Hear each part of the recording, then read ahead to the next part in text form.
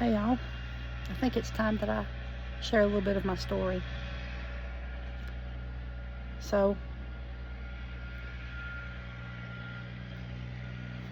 my mom passed in 2020, right around COVID time, or the C time. I probably can't say that word. Anyway, my brother was a quadriplegic, and my mom and my dad took care of him full time. So he and my dad lived together in a house right beside of me, and they had help during the day helping, and during the evenings and on the weekends they had helpers taking care of him. But sadly, in November of 2023, the fire took the life of my dad and my brother. And as you can see, that's how close that I live to him. That's my husband mowing the yard over there. I'm hoping you can see it. That's how close that his house is from me, or was. And I sit here, right on these steps, as the fire burned that night. There was 3 fire trucks, ambulances. And there came a point when I knew that they were not coming out. You see, the fire started in the kitchen by the plug of a refrigerator. And the kitchen was right where the bedrooms were. And at that point, I had been praying, Jesus, we need a miracle. We need a miracle.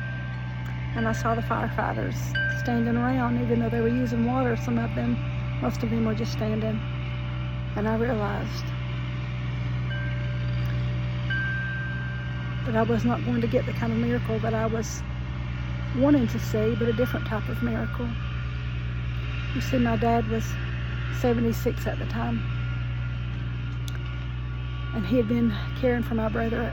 He and my mom had been caring for him for over 10 years. My brother had an automobile accident, which left him a quadriplegic.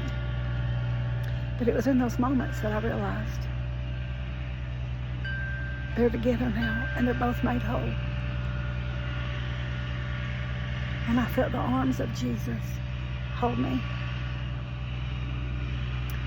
For 3 days, I felt his arms around me in my bed at night. As I was going about my journey, I felt his arms. And he let me know he was with them the night of the fire. He let me know that he protected their bodies. I got the fire report later, and I was amazed. Neither of their bodies were burned by fire. They lost their lives through smoke inhalation, and it was very quick. And when I made the trek to go through the house before we had the house torn down from the fire, I saw their bedclothes. They had not been burned. I saw my dad's clothes, his jeans laying on his bed, his shoes on the floor, his wallet in his pocketbook, his wallet in the back of his pocket, just as though he left it. Where they were, God protected them. The stench of the smoke stayed with me for months. Every now and then I get a small, if I take a deep breath, I can still smell the smoke. Until you've gone through a house fire, you don't know what smoke smells like. The days and weeks that followed, the Lord was my comfort. And my precious husband was with me. He's a great comfort, but you know, there's only some things that Jesus can hold you and comfort you with. I want to remind you, your greatest friend is Jesus. If you don't know him, get to know him. He can reveal himself to you in ways you could never imagine. His body was broken on Calvary's cross. His blood flowed for our salvation. His blood flowed for the healing of our disease and our sickness. Psalms 103 declares, Bless the Lord, O my soul. He heals all my diseases. He forgives all my sin, iniquities, it says in King James. He paid the price when his body was broken for everything we could ever need. I'm here to tell you as living proof. The greatest tragedy I ever endured was sitting here knowing my brother and my daddy would never come out of that house again.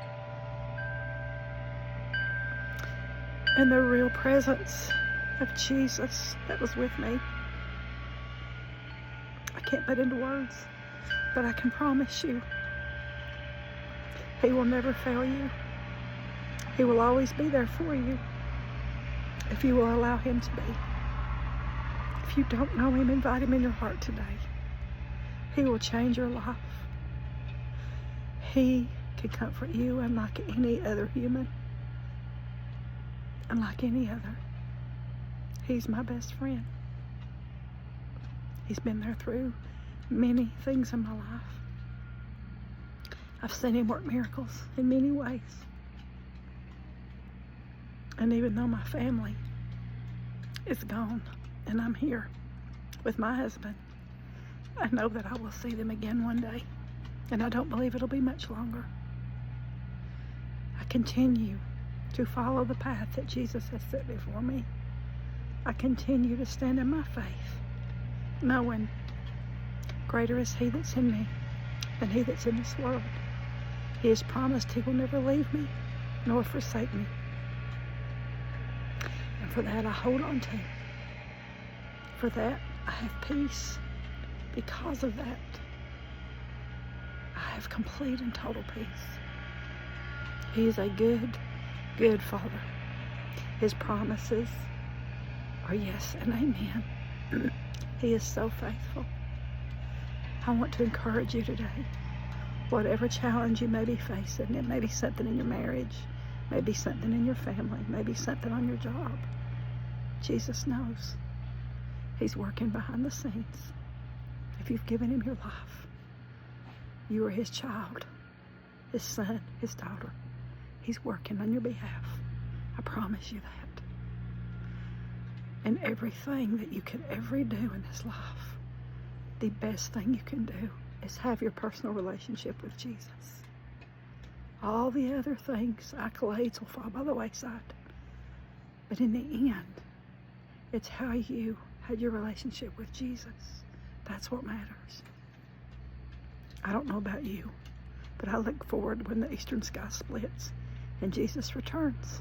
I pray I get to see that day, but if not, I'll fall asleep and wake up in his great heaven. I look forward to the day that I see Jesus. I fall on my face and thank him for all that he's done for me. And then I will see my mother, my brother running and walking, no longer paralyzed. My dad. I'll see them again. And you know what? A reunion will be sweet and it'll be forever on the shores of that great river. That's my promise. That's our promise. He's so faithful. I promise you, you can trust him with your life. There's times that we face that there seems to be no way out. There seems to be no change, no difference. He's there. I promise you. In those times of tragedy, where is he? He's right there. His grace, his mercy, his comfort is right there. He will never fail you. He will never leave you comfortless. He's right there. For me, he was there as a blanket. He's never failed me, and he's always been there. Be blessed today. I hope this has encouraged you in the Lord. He's faithful. To God be all the glory, and to God be all the praise.